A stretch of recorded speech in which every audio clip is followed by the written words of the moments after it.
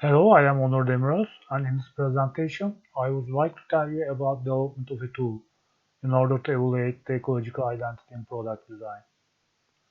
This paper mainly focuses on the ecological identity in furniture design, and it starts by a review on evolution of furniture products, which can indicate clear identities by including some apparent design features. In this way, I try to spot the first furniture products that could be representatives of an eco-identity. On this basis, investigation of recent eco-strategies, including product lifecycle and product service system approaches, ended up as a list of criteria. As a result, a checklist model was proposed to assess and compare products with regard to these criteria. At the end, 6 furniture products was rated by using this tool. As to mention the research method, the effect of material selection will have an important place in this study.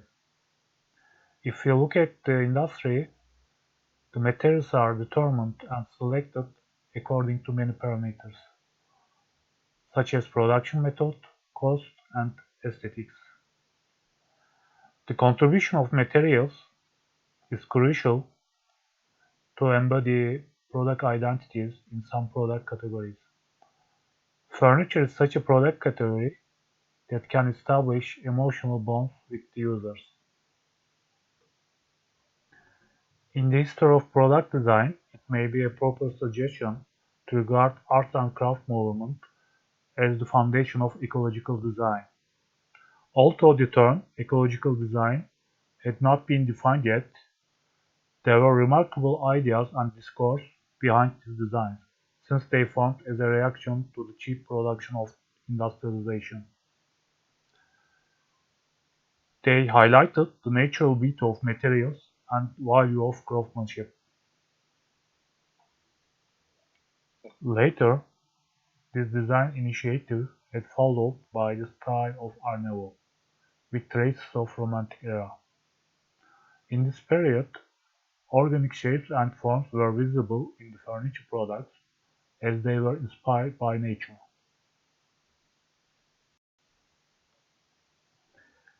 Industrialization had changed the society and consumption habits completely.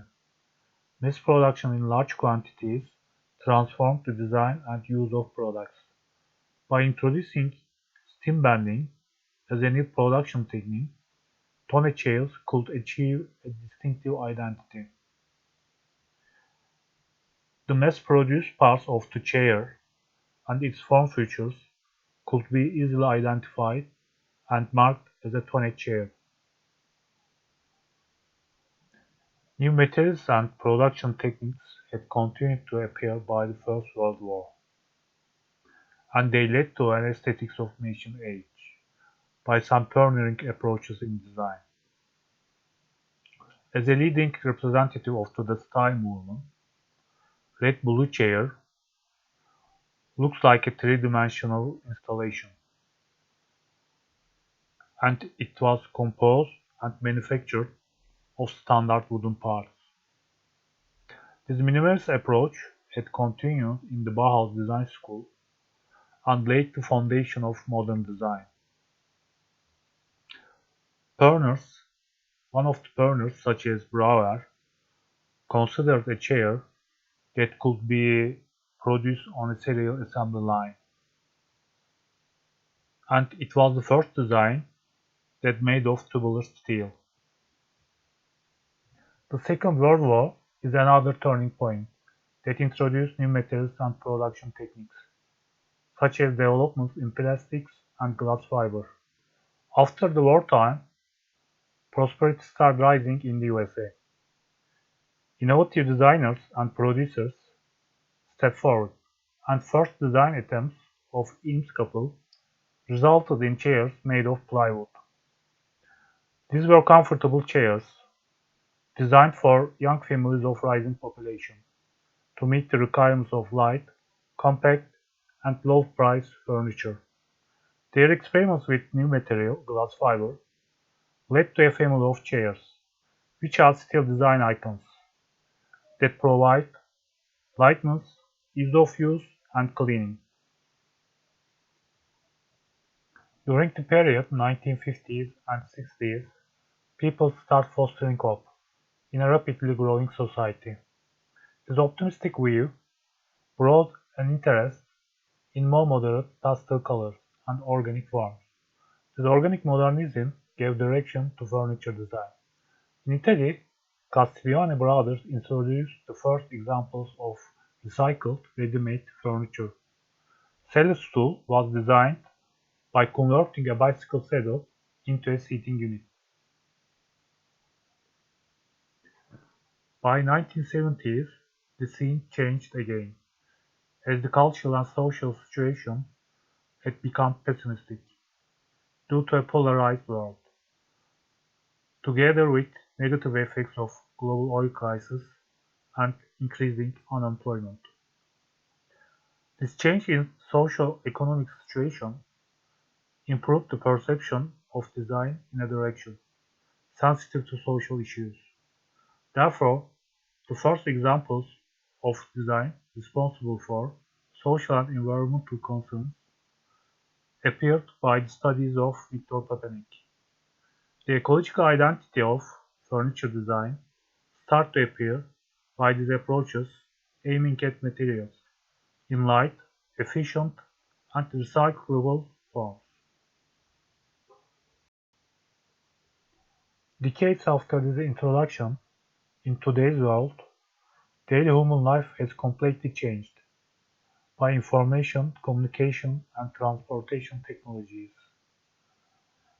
Thus, there is need for diverse furniture products targeted to users of different social and cultural backgrounds. The environmental effects of this rapid lifestyle and consumption habits inevitably cause environmental pollution and risks. As the interest of public in this matter has risen due to climate change, research and information towards eco-products and eco-design strategies can be seen through many articles and books. In this way, during this study, in order to identify the leading criteria for ecological identity, different books and sources have been examined. In these sources, it's seen that ecological evaluation has taken place in product descriptions, often by writing the material information briefly together with related ecological terms and methods, or by expressing these methods via associated symbols shown next to each product, as you see in the examples. The aim of this study is a more measurable evaluation and comparison between products, as the criteria had been determined and categorized as follows, under three main stages of product life cycle: production, use, end of life. This criteria has been arranged in a table as a checklist tool. Similar evaluative profiles are used in the conceptual stage of design process in order to rate different product alternatives. As a result, the most appropriate conceptual solution can be chosen by comparing the total ratings set by design requirements. In this table, for each criterion during the product life cycle, parameters such as embedded energy of materials and production, distribution, the way of use, usability and interaction with the user are compared and rated. You may see the detailed explanation of these parameters in the conference paper. The criteria were rated on a three-grade scale by comparing these design parameters among the selected product samples. For the evaluation, the samples were chosen among chairs, as a product category which is more functional in the furniture products. Product-user relationship is a major issue of seating products in furniture category. For selection of chairs, a search has taken place in ecological design books. Among the chairs having common reference in the sources, 8 outstanding designs of different materials were chosen and rated by this tool. In conclusion, this tool proposed an evaluative model for the comparison and rating of eco-products. Three grade scales offer an estimation of each criterion, as the parameters related to that criterion were considered and compared. In this study, these ratings for each criterion are based on the author's own consideration. However, its accuracy can improve when it is used in focus groups of designers and experts. This way, an average score can be obtained according to the number of participants. This tool may be usable for the conceptual evaluation of eco-products in design process. But it's good to keep in mind that design parameters associated with user stage of life cycle may vary for different product categories.